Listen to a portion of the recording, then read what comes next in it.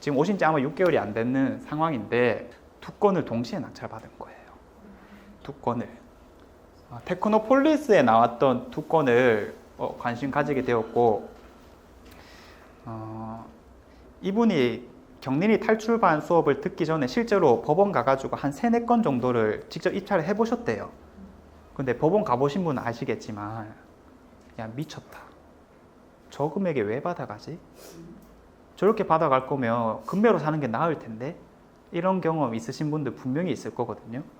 그걸 몇 번 경험하고 이제 수업에 배우러 오신 거예요. 근데 수업을 듣는 동안, 왜 안 되는지 자기가 깨우쳤대. 그러면서 바로 2개 물건을 입찰했는데 덜컥 돼버린 거예요. 덜컥 됐어요. 저는 제일 무서워하는 말이 뭐냐면, 쌤, 저 낙찰됐어요. 이거나 아니면 쌤, 저 하나 샀어요. 이게 제일 무서워요. 그냥 미리 대화를 하고 들어간 게 아니면 어떻게 결과론적으로 받아들일 수밖에 없으니까, 그게 혹여라도 잘못되면은 상당히 어려움이 따를 수 있거든요. 근데 2건을 낙찰 받았다고 말씀하시니까 잘 됐네요 라고 말씀드렸고, 그분도 감사해요 이렇게 했는데 하루 뒤에 뭐라고 오시냐면, 쌤, 저 3주택자인데 괜찮아요? 안 괜찮죠. 큰일 났다. 왜? 3번째 주택부터 취득세가 8.8%거든요. 야, 그러면 우리가 순서를 잘 맞춰가지고 금액이 싼 거를 3번째 주택으로 가져간다 치더라도, 이게 1억 7,500짜리랑 2억 3천짜리가 있잖아요. 1억 7,500짜리를 8.8%를 내버리면 이미 1,000만 원대가 나가는데, 이거 우리 1,000만 원 벌려고 한 건데 1,000만 원 내면 되겠느냐. 이건 받았으면 안 됐지. 이런 문제가 있었고요.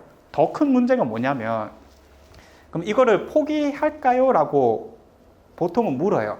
많은 교육생 분들은. 자기가 잘못 받았던 걸 아는 순간 멘탈이 흔들려가지고 포기하려고 하거든요. 근데 절대 포기하면 안 돼요. 웬만해서는.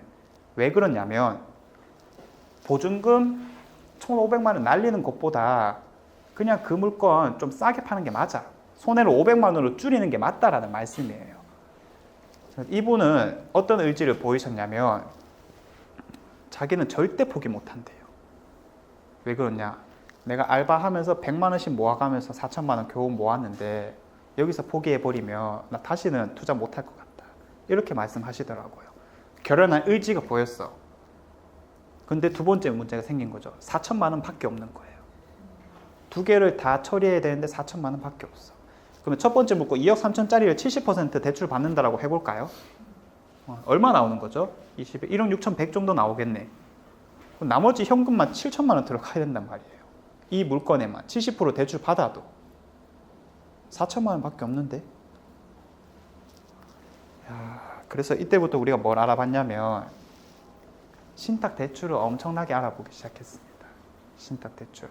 개인 대출, 사업자 대출까지 다 안 됐을 때 우리가 최종적으로 고려하는 게 신탁 대출이에요. 신탁 대출의 장점이 뭐냐라고 물어보면 대출 비율이 높아진다라는 거거든요.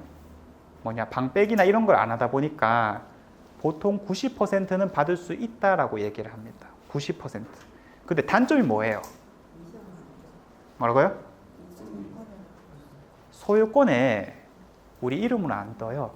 소유권이 신탁회사라고 나와요. 그럼 매수자 입장에서 상당히 보수적일 가능성이 있다. 부동산에서부터가 그런 물건을 모르니까 이거 괜찮은 거 맞냐 이래요. 아무튼 이런 극명한 단점도 분명하게 있습니다. 근데 우리 선택 여지가 없잖아요. 이거 90% 안 받으면 답이 없는 상황이에요. 그래서 이것저것 대구 경북은 기본적으로 전화했고요. 도저히 답이 없으니까 전라도에 전화했고요. 도저히 답이 없으니까 서울에 전화했고요. 결국 서울의 대출 전문 법무사를 통해서 해남에 있는 수협에서 신탁 대출을 받기로 했어요. 기가 막히다, 그렇죠? 이분이 카톡 했는 거를 한번 봐볼게요. 천천히 알아보고 있는 중인데, 부산 쪽에도 연락했다고요. 광주에도 연락했다고. 한 군데라도 돼야 될 텐데 피가 마릅니다, 선생님. 이런 표현을 해요. 근데 결국에 투자는요, 다 하다 보면 멘탈 싸움이에요. 우리가 멘탈을 정말 잘 잡는 게 정말 중요합니다.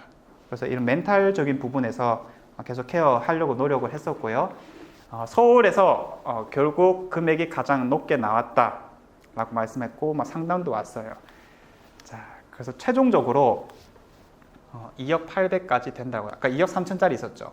그게 2억 800까지 신탁 대출이 가능하다라는 답변을 들었어요. 90% 넘게 나온다라는 말인 거예요. 자, 이분이 하루가 다르게 이제 보리 야유역 하시는데 본인 말로는 갱년기에 정말 매일같이 운동하면서 다이어트 하려 해도 100g이 안 빠지더라. 근데 이 15일 정도 만에 3kg가 빠졌다고 해요. 3kg가. 그래서 다이어트 효과가 정말 기가 막히다. 뭐 이런 표현을 하셨고요. 다행스럽게도 아까 두 번째 물건 있잖아요. 자, 낙찰받은 거에서 요 물건 있죠. 제가 이제 이 케이스를 말씀드렸어요. 수업 듣는 분 중에 두 개를 동시에 낙찰받아서 좀 힘들어 하시는 분이 있다. 다만 신탁 대출을 열심히 알아보고 있다. 이런 얘기를 하니까 수업을 듣던 한 분이 뭐라고 하시냐면 그럼 이 물건 제가 가져가도 될까요? 이렇게 이야기하시더라고요. 그러니까 현금이 좀 있으시니까 또 잘 알고 있는 동네고 실제로 이 물건에 입찰을 하셨어요. 1억 7,100에.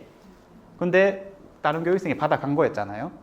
그럼 내가 썼던 금액 그대로 하면 받아갈 생각도 있다라고 하는 거예요. 그래서 뭐 될지 안 될지 모르겠는데 일단 한번 물어볼게요 라고 했더니 이 낙찰자분께서 너무 좋아요 그러는 거예요. 왜? 두 건 다 어찌됐지 대출 받는다 치더라도 이거 빨리 처리할 수 있을지도 모르겠고 대출이자 이런 것도 감당하기 어렵잖아요. 그러면 차라리 손해를 확정 짓겠다. 그러면 낙찰받은 가격에서 이미 300만 원 이상 빠지는 거고 등기 비용 이런 것도 내가 해야 되니까 총 500만 원 손해를 봐야 되는 상황인데 그 말을 듣자마자 너무 좋아요 그러시는 거예요. 그래서 이 물건은 넘겼어요. 빠르게 넘겼고 나머지 한 물건에 대해서 아까 2억 300까지 신탁 대출이 가능하다라는 거였습니다. 자, 명도는 다행히 쉽게 끝났어요. 한 달 뒤에 나가겠다라고 했었고 제가 알기로 200만 원 주고 딱 끝냈던 상황이었거든요. 집을 갔더니 이런 거야. 어때요? 괜찮죠? 우리가 보통 구축 아파트를 받아야 되는 상황에서 이 정도 2013년식인가 뭐 그렇거든요. 이 정도 컨디션이면 진짜 괜찮은 거지. 내부 상태 때문에 못 파는 경우는 없다라고 말씀드려요. 그리고 뭐 화장실이라든지 식탁 뭐 이런 데 봐도 매우 괜찮다, 그렇죠? 자, 그래서 사람들이 엄청 보러 왔어요. 한 20팀 정도 실제로 보러 왔어요. 빠르게. 가격 설정은 잘 해놨다는 소리야. 그리고 그 중에 두 팀이 진지하게 계약하겠다까지 나왔어요. 순차적으로. 근데 그 두 팀이 결론적으로 둘 다 안 했어요. 왜 안 했냐면 등기부 떼보니까 등기에다가 신탁회사 소유로 돼 있는 거예요. 부동산도 이걸 설명을 못 해줘. 본인이 당황해. 그리고 오는 사람들 와 이래 복잡노 이러면서 안 하는 거예요. 우리 교수님 또 멘탈 나가서 야 기껏 다 처리해가지고 했는데 이게 거래가 안 되네. 쌤 어떡해요? 계속 이러는 상황이었습니다. 그래서 실제로 그 물건을 가서 봤을 때 그분이 매일같이 가서 청소를 했거든요. 행동을 정말 잘하는 거예요. 근데 집이 너무 깨끗한 거야. 어떤 느낌이 들었냐면 야 그렇게 뭔가 회사 물건인데 집 자체도 아무것도 없다? 휑하다? 이런 느낌은 좀 별로니까 차라리 사람 사는 냄새를 좀 주면 어떨까? 보러 오는 사람들이 좀 동감할 수 있도록. 그래서 이분한테 좀 꾸며보라고 하니까 야, 재능이 있는 거예요. 꾸미는데 잘 꾸미신 거예요. 그러니까 이런 소품 배치부터 이게 지금 뭐 삼각형 배치라고 얘기를 하거든요.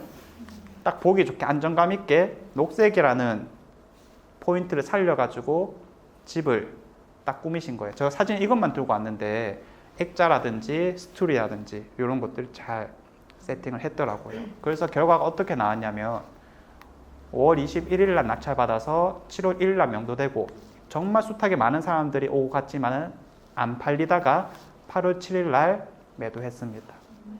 자, 그래서 그 두 개 물건 합쳐서 최종적으로 순수익이 얼마 남았냐 물어보니까 600만 원 남았다 하더라고요. 아까 손해본 거 합치고 요것도 순수익 합쳐가지고 계산하니까 플러스 600만 원 남았다 하더라고요.